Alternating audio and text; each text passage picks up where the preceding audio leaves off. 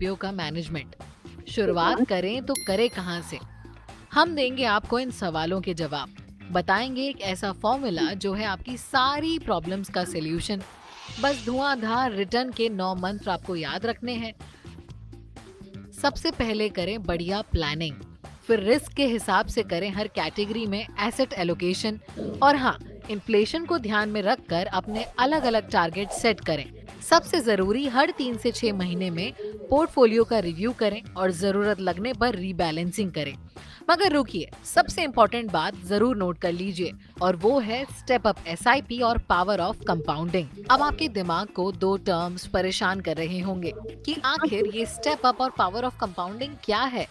Step up, जैसा कि नाम से पता चल रहा है, एक कदम आगे, यानी अपनी रेगुलर एसआईपी में सालाना 10% का स्टेप अप करके आप अपने कॉर्पस को दोगुना भी कर सकते हैं। चलिए एग्जाम्पल के जरिए हम समझते हैं स्टेप अप का मैजिक। तो अगर आप 5,000 की एसआईपी 10 साल के लिए करते हैं तो 12% एवरेज सीएजीआर ग्रोथ से 11,61,000 का कॉर्पस बनेगा। पर अगर इसमें एनुअली 10% स्टेप अप करते हैं तो 10 साल में कॉर्पस लगभग 17 लाख तक पहुंच जाएगा। वहीं अगर 15 साल की बात करें तो 12% की ग्रोथ से 25,22,000 The man from Motilal Oswal is back. I don't give tips, only solid. हजार बनेंगे तो 10% स्टेपअप से लगभग 44 लाख तक आपके पॉकेट में होंगे।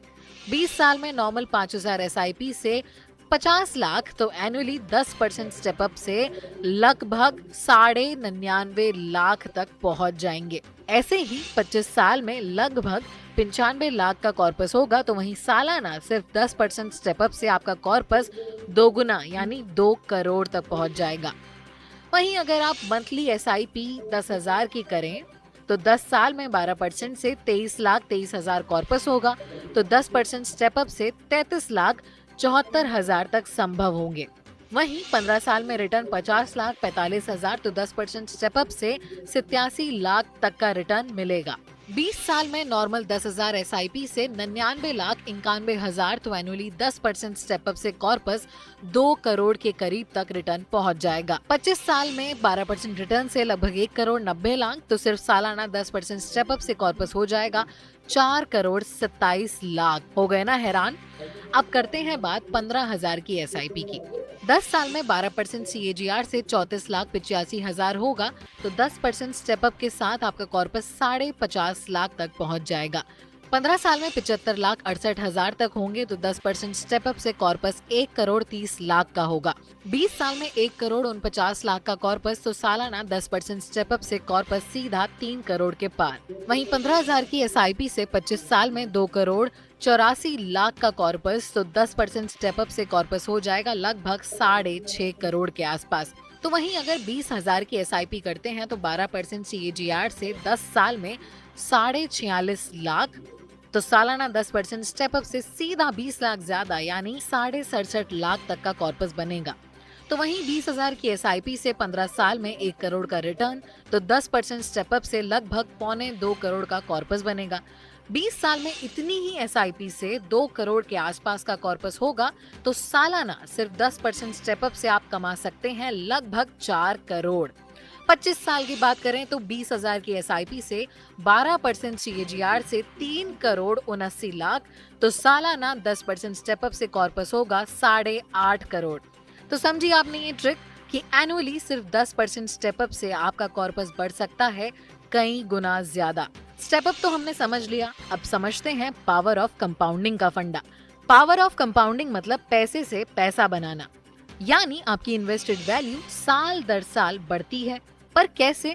दरअसल पावर ऑफ कंपाउंडिंग का मतलब है कि रिटर्न पर रिटर्न हासिल करना, यानी आपने जो मूलधन जमा किया है उस पर मिलने वाले ब्याज पर भी ब्याज मिलता है, यानी निवेश प्लस ब्याज प्लस ब्याज प्लस ब्याज इज इक्वल्स टू कंपाउंडिंग। और हाँ, निवेश जितना लंबा, कंपाउंडिंग का फायदा उतना। इसे ऐसे समझ सकते हैं कि अगर आपने 1 लाख रुपए इन्वेस्ट किए हैं तो उस पर 1 साल में 12% सीएजीआर से रिटर्न मिलेगा 12,000, फिर दूसरे साल इस 12,000 रुपए पर ब्याज मिलेगा। यह ब्याज पर ब्याज मिलने की प्रक्रिया तब तक चलेगी जब तक आपका निवेश बना रहेगा। तो 1 लाख का एक मुश्त निवेश पर 5 साल में 12% CAGR से 1,76,000 होंगे, तो 10 साल में कॉर्पस बनेगा 3 लाख के आसपास। 15 साल में 12% से 5,47,000 होगा, तो 20 साल में 12% की रेट से 9.5 लाख के करीब। 25 साल में 17 लाख आप इकट्ठा कर लेंगे, तो 30 साल होते होते आपके 1 लाख रुपए हो जाएंगे लगभग 30 लाख के बराबर। ये तो रही लमसम इन्वेस्टमेंट की बात। अब SIP के जरिए समझते हैं। जैसे अगर आप मंथली 10,000 की SIP करते हैं, उस पर 1 साल में 12% CAGR से मिलेगा लगभग 4,000 का रिटर्न। फिर दूसरे साल इस 4,000 रुपए पर ब्याज मिलेगा। सेम आपको यह ब्याज पर ब्याज मिलने की प्रक्रिया तब तक चलेगी जब तक आपका निवेश बना रहेगा।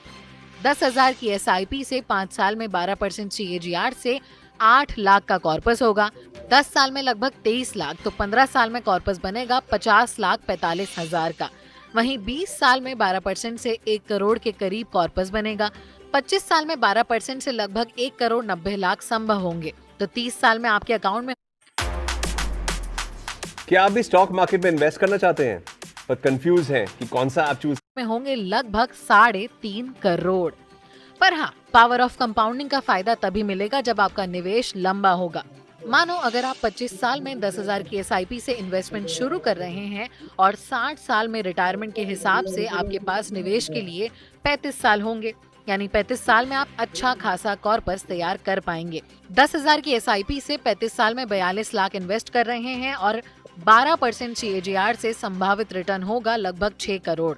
तो रिटायरमेंट के समय आपका कॉर्पस होगा 6.5 करोड़ का, मतलब इन्वेस्टेड अमाउंट कम और रिटर्न वैल्यू ज्यादा। इसी तरह अगर आप निवेश 1 साल बाद यानी 26 साल में इन्वेस्टमेंट शुरू करते हैं, तो 60 साल में रिटायरमेंट के हिसाब से आपके पास निवेश के लिए 34 साल का समय होगा और 10,000 की SIP से 34 साल में 40 लाख इन्वेस्टमेंट होगा और 12% से संभावित रिटर्न होगा लगभग 5 करोड़ 34 लाख का। तो रिटायरमेंट के समय आपका कॉर्पस होगा 5 करोड़ 75 लाख। अगर 27 साल में निवेश स्टार्ट करते हैं तो 60 साल में रिटायरमेंट के हिसाब से आपके पास निवेश के लिए 33 साल का समय होगा और 10,000 की SIP से 33 साल में लगभग 40 लाख का इन्वेस्टमेंट होगा और 12% से संभावित रिटर्न होगा 4 करोड़ 69 लाख का। तो रिटायरमेंट के समय आपका कॉर्पस होगा लगभग 5 करोड़। अगर 28 साल में इन्वेस्टमेंट स्टार्ट करते हैं तो 60 साल में रिटायरमेंट के हिसाब से आपके पास निवेश के लिए होंगे 32 साल और 10,000 की SIP से 32 साल में लगभग 38.5 लाख का इन्वेस्टमेंट आप करेंगे और 12% से आपको मिलेगा 4 करोड़ के आसपास का रिटर्न। तो कुल कॉर्पस बनेगा लगभग 4.5 करोड़ का। निवेश 28 की जगह 29 साल में शुरू करते हैं तो आपके पास रह जाएंगे 31 साल, यानी 31 साल में 10,000 की SIP करते हैं तो लगभग 37 साल का इन्वेस्टमेंट आप करेंगे और 12% से आपको मिलेगा करीब 3.5 करोड़ के आसपास का रिटर्न। तो कुल कॉर्पस बनेगा लगभग 4 करोड़ का। वहीं अगर निवेश 30 साल में शुरू करते हैं तो अब आपके पास रिटायरमेंट के लिए रह जाएंगे 30 साल, यानी 30 साल में 10,000 की SIP करते हैं तो 36 लाख का इन्वेस्टमेंट होगा और 12% से संभावित रिटर्न होगा लगभग 3 करोड़ का, यानी रिटायरमेंट के समय आपका कॉर्पस होगा लगभग 3.5 करोड़ का। तो आपने देखा सिर्फ 5 साल में देरी से निवेश शुरू करने पर कॉर्पस में कितना अंतर आ गया। 25 साल में इन्वेस्टमेंट शुरू करते हैं तो कॉर्पस होगा 6.5 करोड़ और 30 साल में निवेश शुरू करते हैं तो कॉर्पस होगा इससे जस्ट हाफ, यानी 3.5 करोड़ का।